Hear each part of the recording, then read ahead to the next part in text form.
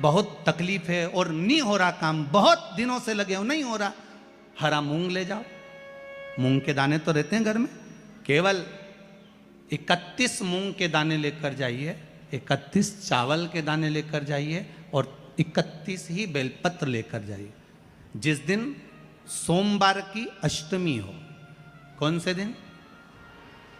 सोमवार की अष्टमी हो, उस दिन शंकर जी के मंदिर में जाओ, 3 चीज लेकर जाओ, मूंग के दाने, चावल, बेलपत्र। चावल जो 31 लेकर गए हो, अपनी कामना कर कर शंकर जी की देहली पर रख दो, चौखट पर, कहीं पर भी एकांत में उसको रख दिया जाए। मूंग के जो दाने लेकर गए हो 31, वो नंदी के पास में, जो नंदी का पांव ऊंचा रहता है उस पांव के पास रख दीजिए। और जो 31 बेलपत्र लेकर गए हो, वो 31 बेलपत्र अशोक सुंदरी वाली